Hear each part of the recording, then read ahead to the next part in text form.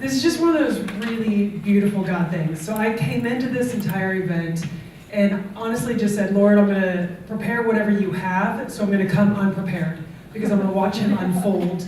No joke, we talked about this last night, all day today. Do I have to talk yet? Do I have to talk yet? And I did until Lisa talked, and then it changed again. And so what I really think God is doing is almost something really, I've never felt this, I've never seen this, but it feels like there's an ability in this room tonight, the way everything's been led up till now, to exponentially get complex issues in a way that is more understandable in this room right now than it's taken me years to get. Do you understand? So I'm gonna pull us back for a minute, and then we're gonna dive right back in, hopefully right where Lisa kind of landed that plane, and go even deeper to some of those complex ideas, because I really think that's one of the things that's supposed to come out of this. Prostitution, it seems to baffle people, but it is absolutely important to understand the human components, who it affects. There are people. Every single time we talk about prostitution, it means people. It means victims. It means buyers. It means traffickers, and it means communities. And every bit of that is impacted. It is never going to be an out there issue that does not affect us. It is just not the way this works. And so every single one of us also means we get to affect it. And that's what I didn't understand for a long time. So this is my organization, and we're based in Northern Nevada. We're based out of Reno. And we read our mission statement, but before I go any further, I want to tell you why I do this. I'm going to read a passage to you guys. Do you guys know when it's really hard to do something? Lisa talked about sometimes this can get really discouraging. You got to know your why. You got to have your why. And so God gave me this why. Are you guys familiar with Isaiah 61? So I was too, but I always stopped too short in Isaiah 61. And so we know the Spirit of the Lord God is upon me, because the Lord has anointed me to bring good news to the afflicted. He has sent me to bind up the brokenhearted, to proclaim liberty to captives and freedom to prisoners, to proclaim the favorable year of the Lord and the day of vengeance of our God, to comfort all who mourn, to grant those who mourn in Zion, giving them a garland instead of ashes, the oil of gladness instead of mourning, the mantle of praise instead of the spirit of fainting. That is not my why. That is where we usually stop. We love the divine exchange, and we love what it sounds like we get to be in a situation. Here's my why. Has anybody ever overcome something? You're like unstoppable to go back into the trenches that you just got pulled out of, right? This is the why. So they will be called oaks of righteousness, the planting of the Lord, that he may be glorified.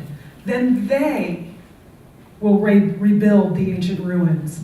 They will raise up the former devastations, and they will repair the ruined cities, the desolations of many generations in Nevada. It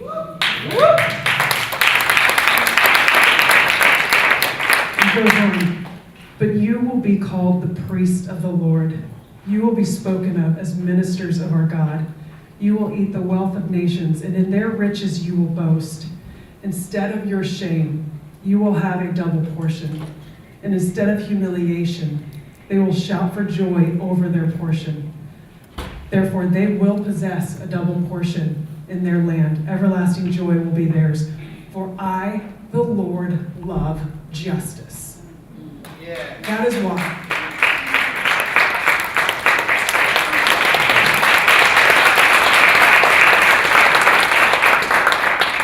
The woman, the children, in every single story of abuse and exploitation is where our hope is. They are the ones that get to come and rebuild after God gives them the divine exchange. They are the ones that will change our communities. That is why this matters, because that's where God has put his hope in them. I'm going to introduce you to one I've had the honor and privilege of working with. Let's skip this.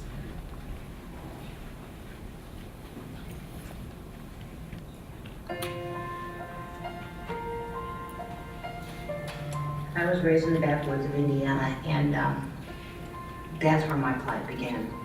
It began at the age of 8 years old. My father had been absent in my life for 8 years, since the day I was born, but he reappeared when I was 8 years old. And I didn't quite know who this man was or what he was about, but I soon got to know him pretty well. My dad began molesting me at the age of 8, and I began turning tricks probably about the age of 11 or 12. I paid the rent many times, I paid electricity bill many times, I was traded in poker games a lot of times. My dad used to mix vodka with grape Kool-Aid, and grape Kool-Aid was my favorite. And so this is basically all I knew my whole entire life. When I left home at the age of 18, I continued on with drinking. The drinking was a really huge thing for me. That's all I knew. This would blurt it all away from me. I went through life just drinking and doing drugs and trying to drown out what had been put upon me as a child. I got so bad that, drinking and the using, that nobody really wanted anything to do with me. At the age of 49, I went into rehab so I could work on some of these childhood issues. I had to get sober to do it, and it's something I'd never had since the age of 8 years old. I'd never been sober in my life.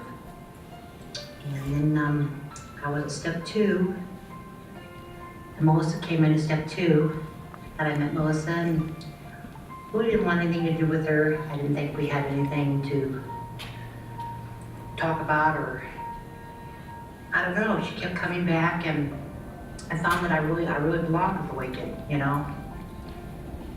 I don't know. It was kind of like I went from being repressed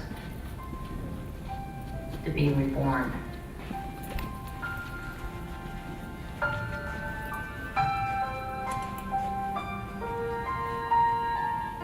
There was a sisterhood out there, and there were a lot of us girls out there that just wanted to be a part of something, not somebody to look down on us and say, well, oh, you did that, or oh, you used to do what, or there was nobody to really look down on you and condemn you for what you did. They just wanted to love you.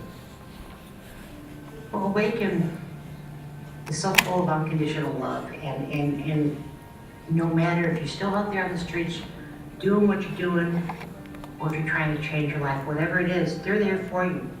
Even sometimes when you say, hey, I'm really short on money, I gotta go turn a trick, whatever else, they're not gonna tell you not to go do it, but they're gonna try to help you to find a different way to solve your problem. I don't know, they just wrap their arms around you and they just love you.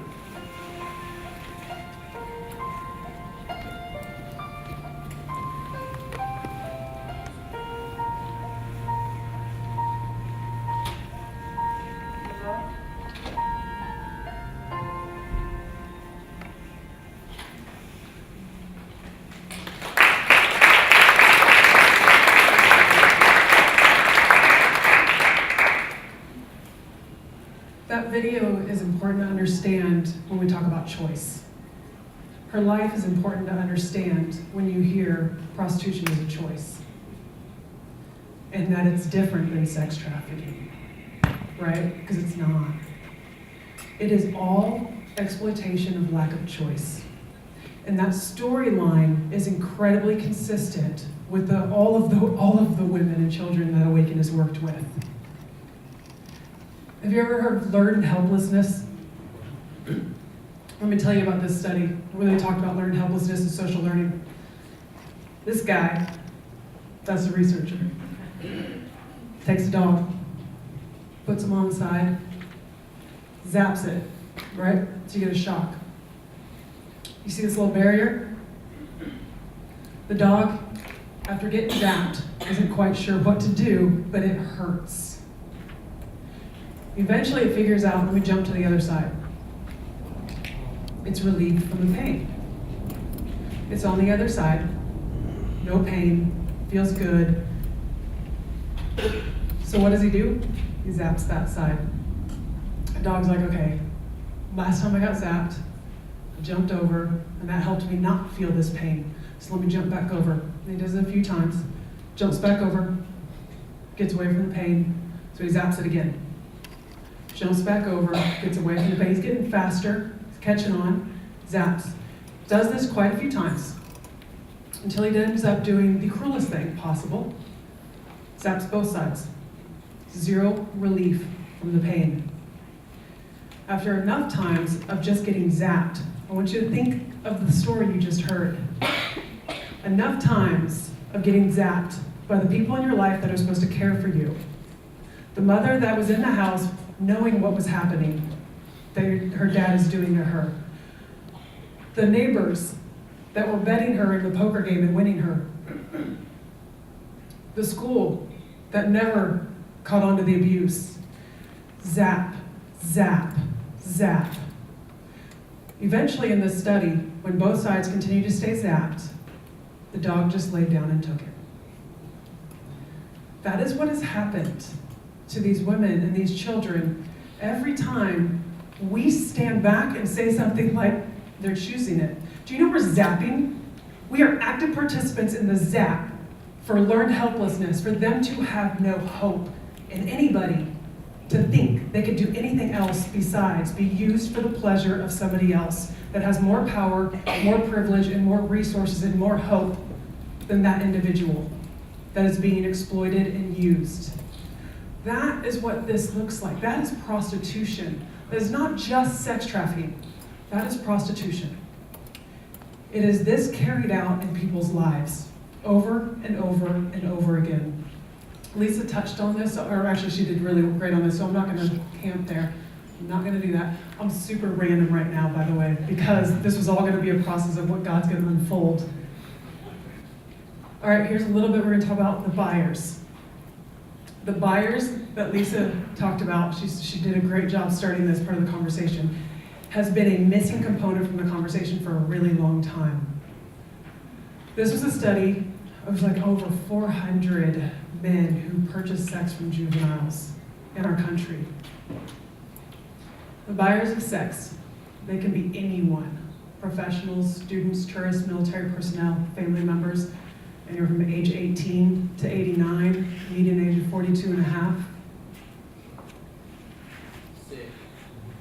99% were male, so I too say him, he. 21.6% involved in a position of authority or trust. Attorneys, law enforcement, firefighters, militaries, zap, zap, zap. They are all people that we're supposed to trust and count on to be the relievers of pain. There were 19% involved with working with children, teachers, coaches, military recruiters, Boy Scout leaders. This is your neighbors. They're not the stereotypical creepy guys, except they are. They just don't come off that way. This is everyday people, unfortunately, because of the normalization of prostitution. It can become the everyday people. Okay, I have never publicly presented on this. This was a Today edition. I was a part of a really, really special research opportunity recently, where I got to go to a country where they had legal prostitution. Yes, I know I didn't have to go anywhere for that. However, I got to go to a country that has legal prostitution to be a part of a group of researchers interviewing men who buy sex. And I got to understand this in a way that I've never understood this. And I'm going to attempt to articulate it to you guys today, what that effect was on helping me understand this issue. And I have been a part of working with this population since 2010, and it profoundly impacted the way I view this issue. I had never really gotten this, but there is, I believe, there's nothing written about this, by the way. This is just sort of my processing of information and that experience. So here's where we're going to go with it. Stay with me if you can. There are 3 points that are a really toxic combination around the sex industry and around demand in particular, which fuels the entire marketplace. There is money, there is fantasy, and there is legalization. and they all transferred to Nevada, and our ability to recognize this.